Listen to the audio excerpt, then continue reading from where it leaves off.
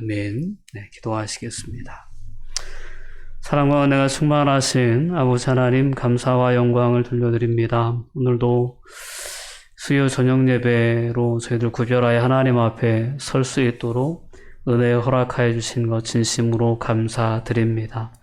오늘도 이 예배를 통하여 하나님의 말씀에 귀 기울일 수 있는 시간 되게 해주시고, 그 말씀의 빛 앞에 우리의 마음과 우리의 삶을 비추어 볼 때 하나님께서 깨닫게 하시는 그러한 모든 말씀과 은혜를 온전히 붙잡고 그 말씀에 기준해서 우리의 삶을 다시금 조정해 나갈 수 있는 그러한 은혜가 있게 하여 주시옵소서. 오늘 이 시대를 살아가는 그리스도인들이 놓치고 살아가는 부분은 없는가를 오늘 말씀을 통해서 분명히 붙잡을 수 있게 해주시고 깨닫게 해주시옵소서. 특별히 우리의 삶을 살아가면서 때로는 지치고 피곤할 때가 있음을 고백합니다. 여전히 연약함 가운데 저희가 있음을 고백합니다. 다시 한번 이 예배를 통하여 전능하신 하나님의 도우심을 간구합니다. 우리의 의지가 약하고 우리의 지혜가 부족하고 우리의 능력이 부족하여 넘어지고 좌절할 때 하나님 저희를 다시금 긍휼히 여겨주시고 붙잡아 주시기를 원합니다. 특별히 코로나19의 상황이 너무 오랜 시간 동안 지속되다 보니 마음에 또한 심리적으로 상당히 위축된 그런 삶을 살아가는 저희들의 삶의 모습들입니다. 주님 긍휼히 여겨주시고 하루속히 정상적인 삶의 회복이 이루어질 수 있도록 하나님 은혜를 허락하여 주시옵소서. 특별히 한길교회에 속한 모든 성도들 가정마다 하나님 늘 함께 동행해 주시는 줄 믿고 감사드립니다. 멀리 이국 땅에 출장 중인 집사님의 삶의 현장을 하나님 지켜주시고 아무런 위험 없도록 하나님 붙잡아 주시옵소서. 사랑하는 성도들의 가정과 직장과 사업장 위에 늘 동행하여 주시는 줄 믿습니다. 어느 곳에 거하건 그곳에서 하나님의 자녀로서 하나님의 영광을 드러내기에 부족함이 없는 삶의 주인공들로 서게 하여 주시옵소서. 하나님 하루의 일과를 마치고 피곤한 시간입니다. 하나님 졸지 않게 해주시고 말씀에 집중하여 오늘도 하나님의 음성을 분명히 깨닫는 그리고 그 깨달은 음성에 반응하는 그러한 은혜가 우리 모두에게 있게 하여 주시옵소서. 감사드리며 예수님의 이름으로 기도합니다. 아멘. 성경 말씀 에베소서 2장입니다. 에베소서 2장 1절에서 10절까지 말씀 보시겠습니다. 에베소서 2장 1절에서 10절 천천히 합독하여 봉독합니다. 그는 허물과 죄로 죽었던 너희를 살리셨도다. 그때 너희는 그 가운데서 행하여 이 세상 풍조를 따르고 공중의 권세 잡은 자를 따랐으니 곧 지금 불순종의 아들들 가운데서 역사하는 영이라. 전에는 우리도 다 그 가운데서 우리 육체의 욕심을 따라 지내며 육체와 마음에 원하는 것을 하여 다른 이들과 같이 본질상 진노의 자녀이었더니 긍휼이 풍성하신 하나님이 우리를 사랑하신 그 큰 사랑을 인하여 허물로 죽은 우리를 그리스도와 함께 살리셨고 너희는 은혜로 구원을 받은 것이라. 또 함께 일으키사 그리스도 예수 안에서 함께 하늘에 앉히시니 이는 그리스도 예수 안에서 우리에게 자비하심으로써 그 은혜의 지극히 풍성함을 오는 여러 세대에 나타내게 하심이라. 너희는 그 은혜에 의하여 믿음으로 말미암아 구원을 받았으니 이것은 너희에게서 난 것이 아니요 하나님의 선물이라. 행위에서 난 것이 아니니 이는 누구든지 자랑하지 못하게 함이라. 우리는 그가 만드신 바라 그리스도 예수 안에서 선한 일을 위하여 지으심을 받은 자니 이 일은 하나님이 전에 예비하사 우리로 그 가운데서 행하게 하려 하심이니라. 아멘. 네, 선한 일을 위하여 오늘 본문은 우리를 구원하신 하나님의 목적이 선한 일을 위하여라는 부분에 있다라고 우리에게 분명히 말씀해 주고 있습니다.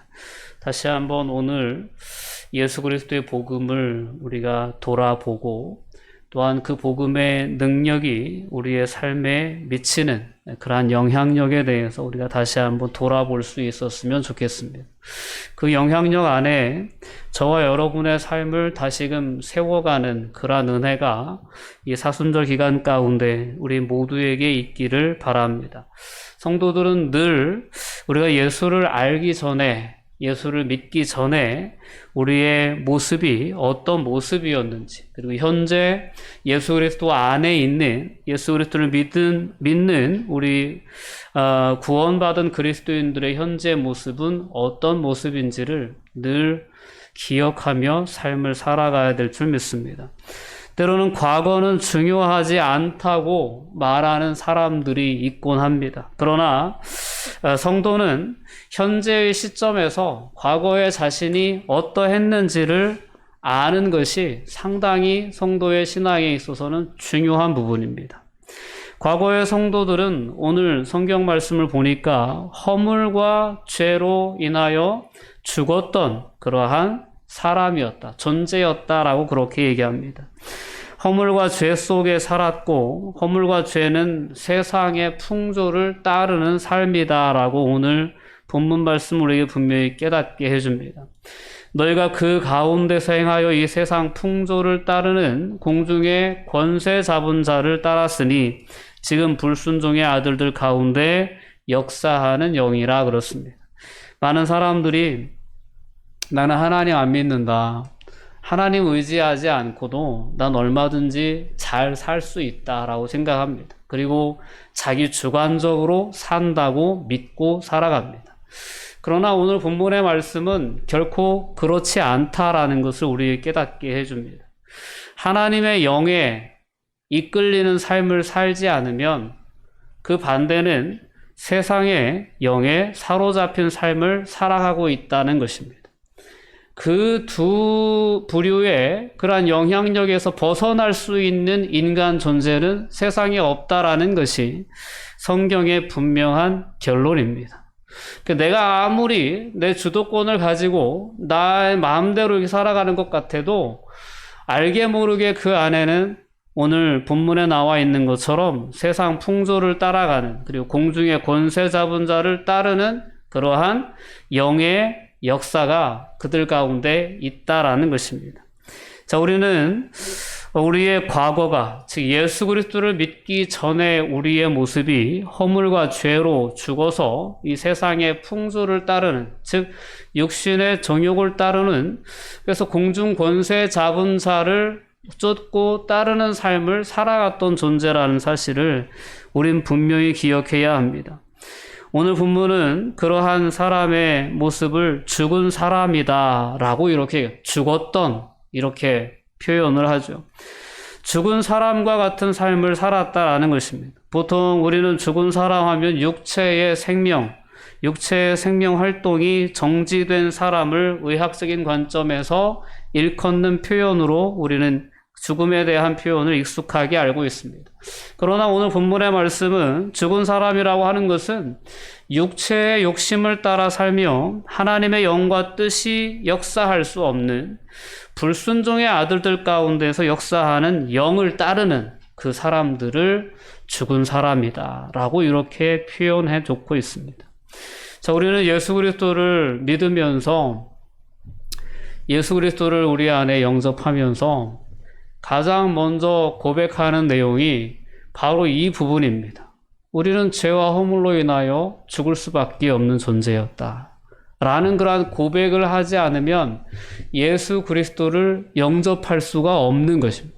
예수 그리스도를 영접하는 가장 기본적인 전제는 내가 죄로 말미암아 죽을 수밖에 없는 존재라는 것을 솔직히 인정할 때, 그래서 예수 그리스도의 복음이 필요한 존재라는 것을 솔직하게 인정하고 고백할 때, 그때 예수 그리스도의 복음을 우리는 받아들이게 됩니다. 자, 이렇게 오늘 본문의 말씀은 우리에게 다시금 우리가 예수 그리스도를 믿기 전에, 즉 구원받기 이전에 우리가 어떤 상태였는가를 분명하게 깨닫게 해줍니다. 복음이라고 하는 것은 이렇게 하나님께서 우리 안에 예수 그리스도를 보내주셨고 예수 그리스도께서 우리 안에 행하신 일의 내용이 무엇인지를 바르게 아는 데서 출발한다라는 것을 우린 분명히 기억해야 합니다. 그래서 내가 예수 그리스도 안에 있기 전에 나의 모습이 어떠했는지에 대해서 바르게 알 때 이 복음의 은혜가 무엇인지, 복음의 능력이 무엇인지를 또한 역설적으로 더 분명하게 깨닫게 되는 것입니다. 죄가 많은 곳에 은혜가 넘쳤다라는 그런 예수님의 말씀처럼 우리의 죄가, 즉 내 존재에 대한 그러한 상실감이, 즉 내 존재에 대한 기대와 소망이 완전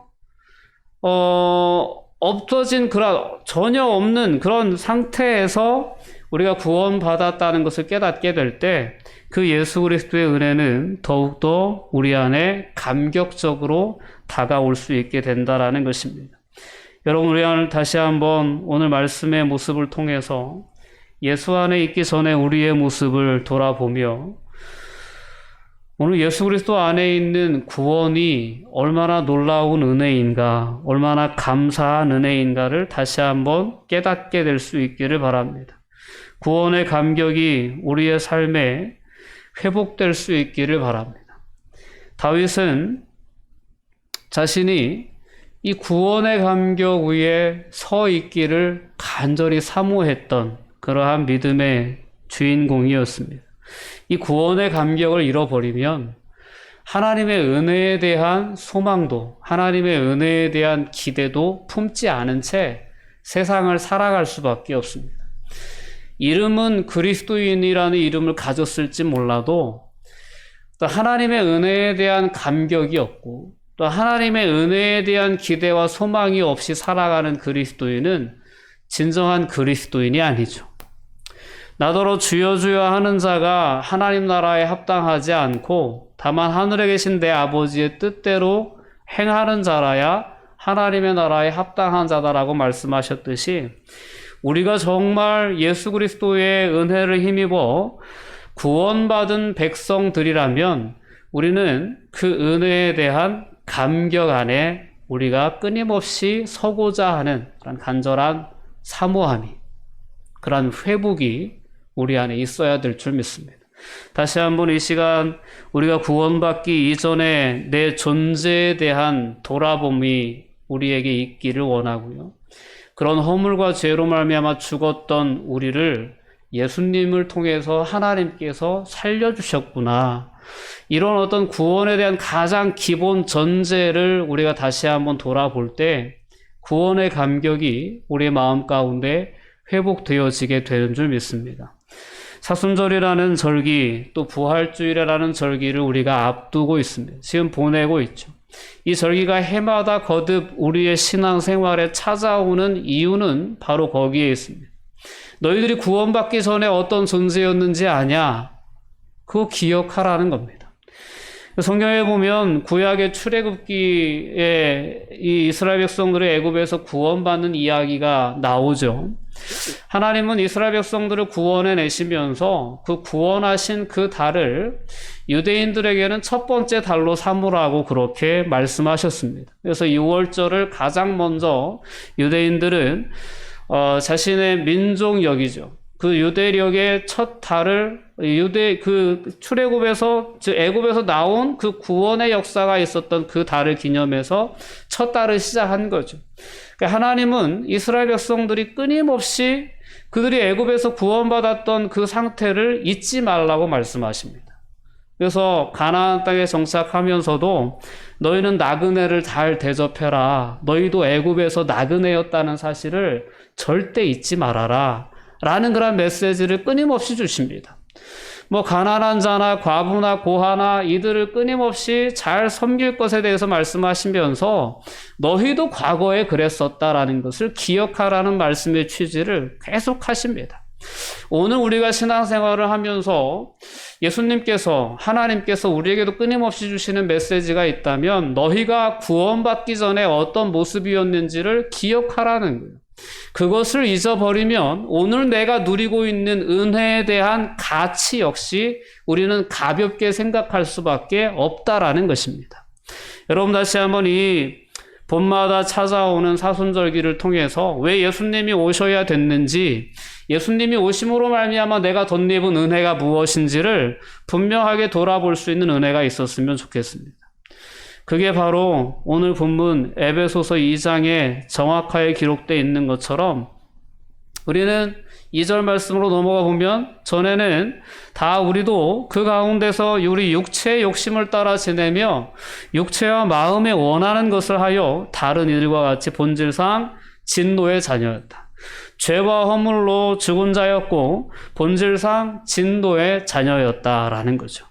우리는 그런 존재였습니다. 예수 그리스도 밖에 있을 때 우리는 그런 존재였다라는 사실을 분명히 기억해야 합니다. 그러나 지금은 예수 그리스도 안에서 우리는 거룩한 백성이 되었고 이제는 죽은 사람이 아니라 살아난 사람이 되었습니다. 산 사람이 된 거죠. 여러분, 저와 여러분은 산 사람입니다. 진짜 살아있는 사람. 겉모습만 살아있는 것이 아니고 하나님의 형상이 예수 그리스도의 은혜 안에서 회복되어져서 하나님과의 관계가 회복되어졌고 하나님을 창조주로 인정하고 하나님을 나의 생명의 주인으로 인정하는 진정한 생명, 즉 하나님으로부터 공급되는 그러한 영적인 생명을 소유한 살아있는 자가 되었다라는 것입니다. 오늘 4절 말씀은 그러한 놀라운 죽었던 자가 살아난 자가 된 그러한 놀라운 은혜가 어디서부터 비롯되었는지를 우리가 분명히 깨닫게 해줍니다. 긍휼이 풍성하신 하나님이 우리를 사랑하신 그 큰 사랑을 인하여 허물과 죄로 죽은 우리를 그리스도와 함께 살리셨다라고 말씀합니다. 복음에 너무나도 분명한 내용이죠. 오늘 에베소서는 이제 바울 사도가 로마 감옥에서 쓴 서신입니다. 바울 사도가 여러 교리적인 서신을 썼어요. 로마서를 쓰고 갈라디아서를 쓰고 에베소서를 썼습니다. 그러니까 이 바울 사도의 사역의 가장 말미에, 가장 마지막쯤에 써진 이 서신서가 에베소서고, 이 에베소서가 그렇기 때문에 바울 사도가 가졌던 그러한 신학의 결정체다라고 이렇게 얘기되어지는 복음서입니다. 그래서 에베소서의 내용을 여러분들이 숙지하시고 또 더 나아가서는 암송해 보실 수 있다면 상당히 은혜가 됩니다. 우리가 어떤 존재였고 우리가 어떻게 구원받았는지를 아주 명확하게 제시해 주고 있기 때문입니다. 긍휼이 풍성하신 하나님이 구원의 주권자가 되십니다. 하나님이 주도적으로 우리를 사랑하셨고 하나님이 주도적으로 예수 그리스도를 통한 구속의 계획을 계획하셨고 그 계획을 실행하셔서 우리는 구원받았습니다. 그 풍성하신, 긍휼이 풍성하신 하나님의 사랑, 하나님이 우리를 사랑하신 그 사랑으로 인해서 허물과 죄로 죽었던 우리가 예수 그리스도와 함께 살리심을 받았다라고 얘기합니다. 여러분 5절과 6절 말씀을 보면 함께라는 표현이 여러분들의 눈에 쏙쏙 들어올 거예요. 한번 성경을 한번 보세요. 허물로 죽은 우리를 그리스도와 함께 살리셨고 또 함께 일으키사 예수 안에서 함께 하늘에 앉히셨다라고 말씀합니다. 이 함께라는 표현은 연합을 의미하는 표현입니다. 우리의 구원은 예수 그리스도와의 연합을 통해서 이루어집니다. 그리고 이 연합이라고 하는 것은 어떻게 형성되냐면 믿음으로 하나님께서 예수 그리스도 안에서 행하신 그 일들을 그대로 믿음으로 받아들일 때 우리는 예수 그리스도와의 연합이 이루어지고 그때 우리는 예수 그리스도와 함께 죽고 예수 그리스도와 함께 살고 예수 그리스도와 함께 부활의 몸을 입게 되는 그러한 놀라운 은혜를 덧입게 되는 줄 믿습니다. 그래서 연합이라는 부분이 상당히 중요합니다. 예수님께서는 제자들의 곁을 떠나실 것을 말씀하시고 나서 요한복음 15장에 보면 14장부터 계속 이제 다락방 강론이 펼쳐지는데요. 예수님이 떠나신다는 것이 제자들에게 상당히 근심스러운 내용들이었죠. 근데 그때 예수님께서는 보혜사 성령을 다시 보내주실 것이다라는 하나님의 약속을 이렇게 말씀하시면서 그분이 오시면 내가 너희에게 말했던 모든 것들을 다 생각나게 하실 것이다. 그리고 너희 안에 거하시면서 너희를 진리 가운데로 이끌어 줄 것이다. 이런 메시지를 하시면서 그 15장으로 넘어가 보면 포도나무 비유를 예수님께서 말씀하십니다. 나는 포도나무고 너희는 가지다. 즉 연합에 대한 그러한 메시지를 주십니다. 오늘 본문에서도 바울 사도가 우리에게 분명하게 권면해 주는 얘기는 뭐냐면 구원이라고 하는 것은 예수 그리스도와의 연합된 상태를 의미한다라는 것입니다. 여러분 예수 그리스도와 온전히 연합된 삶을 누리시기를 주님의 이름으로 권면드립니다. 우리가 어느 곳에 있건 우리가 무엇을 하건 예수님은 우리와 함께 계십니다. 여러분들이 때로는 예수님을 놓치고 살아갈 수도 있어요. 그러나 예수님은 결코 여러분들을 놓지 않으십니다. 어떤 상황 가운데서도 예수님이 내게 함께 계신다라는 사실을 여러분들이 꼭 기억하시길 바랍니다. 구원이라고 하는 것은 한번 믿음으로 고백하고 나 구원받았어. 이제 됐어. 끝이야. 이제 뭐 구원받은 이후에 내가 그냥 사는 거 그냥 내 살던 대로 살면 돼. 이렇게 되어가는 것이 구원이 결코 아닙니다. 구원은 예수 그리스도와의 연합을 의미하는 것이고 이제는 구원받은 후에 우리의 삶이라고 하는 것은 예수 그리스도와 함께 사는 삶을 의미합니다. 그래서 오늘 바울은 허물로 죽은 우리를 그리스도와 함께 살리셨고 함께 일으키셨고 그리고 함께 하늘에 앉히실 것이다 라고 분명하게 말씀합니다. 여러분 삶을 살아가면서 혹시 예수님을 놓치고 계시다면 회복하실 수 있는 은혜가 있기를 바랍니다. 사순절이라는 절기는 우리로 하여금 예수님의 십자가를 다시금 바라보게 합니다. 우리가 예수님의 은혜를 덧입기 전에 어떤 존재였는지를 돌아보게 합니다. 다시 한번 내게 주어진 예수 그리스도의 은혜가 얼마나 놀라운 은혜인가를 깨닫게 해주시고 구원의 감격 위에 서게 해주십니다. 그리고 구원받은 자로서의 삶이란 어떤 것인가를 다시금 돌아보게 해줍니다. 구원받은 자로서 우리가 이 땅에서의 삶을 살아가는 여정은 이제는 이전의 삶과 전혀 다릅니다. 이전에는 불순종의 아들들 가운데 역사하는 영의 인도를 받았다, 영향을 받았다면 이제는 진리의 영, 즉 하나님의 선한 뜻을 우리에게 끊임없이 깨닫게 해주시고 그래서 구원받은 후에 선한 일을 위하여 삶을 살아갈 수 있도록 우리의 삶을 이끄시는 성령의 인도를 받는 삶을 살아가는 것이고 이 성령의 인도를 받는 삶이 오늘 본문의 표현에 의하면 예수와 함께입니다. 그리스도와 함께. 그리스도와의 연합은 오늘 우리 안에 임재해 계신 성령 하나님을 통하여 온전히 우리 안에 연합된 것이거든요.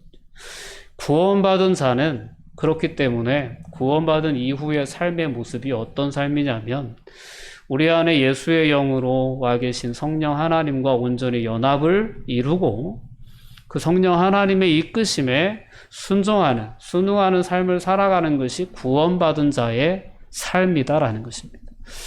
우리나라 기독교가 상당히 구원의 확신을 강조해 왔습니다. 구원의 확신이 있냐라는 믿음이 상당히 그 물음이 상당히 우리에게는 익숙한 물음이에요. 그러면 우리는 아멘으로 대답했어야 돼요. 그냥 내 안에 나 구원의 확신이 있나? 이런 어떤 긴가민가한 그런 어떤 느낌이 있을 때도 그냥 교회에서는 그런 가르침이 있기 때문에 가르쳐준 그러한 대답대로 아멘을 해왔어요.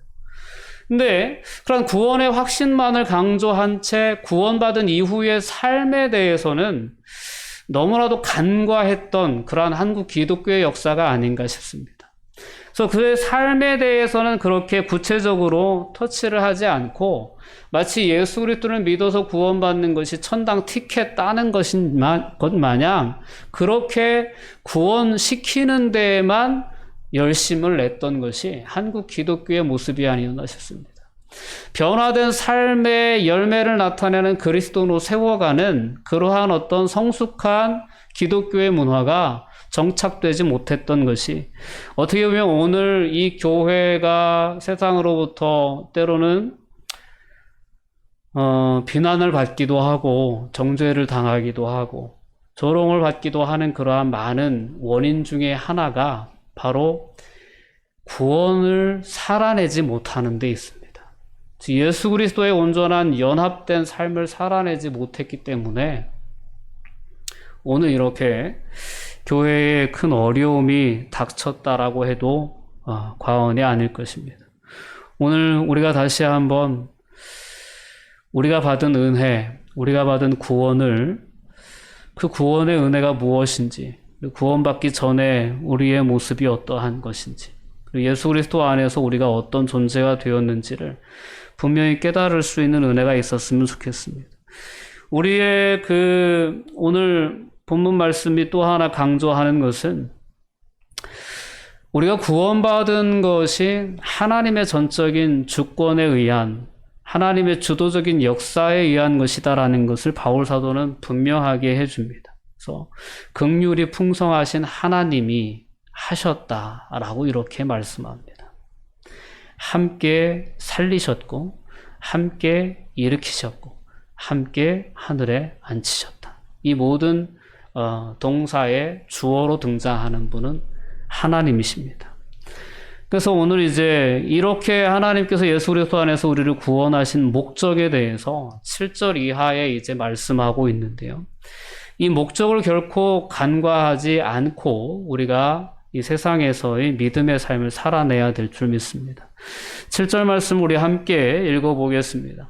이는 그리스도 예수 안에서 우리에게 자비하심으로써 그 은혜의 지극히 풍성함을 오는 여러 세대에 나타내려 하심이라. 아멘. 우리는 하나님의 은혜에 대한 감격을 가지고 살아야 되고요. 또한 그 은혜가 얼마나 풍성한 은혜였는지에 대해서 세상에 알려야 될 그러한 사명이 있는 그러한 부름을 받았다라는 것을 분명히 기억해야 합니다.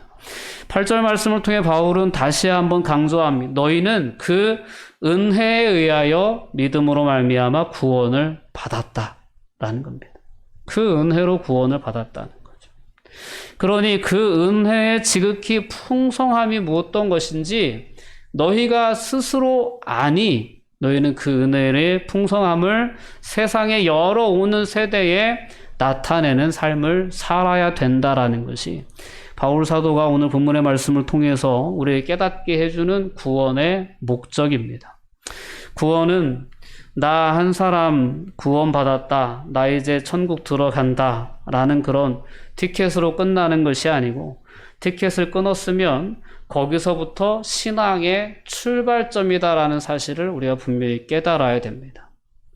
티켓만 들고 그날을 기다리는 것이 아니고, 티켓을 들었으면, 받았으면 그 하나님 나라에 우리가 참여해서 하나님 나라의 운동을 적극적으로 이 땅에 펼치며, 오늘 본문에 말씀하는 표현처럼 하나님의 그 은혜의 지극히 풍성함을 세상에 나타내는 삶을 살아야 된다라는 것입니다.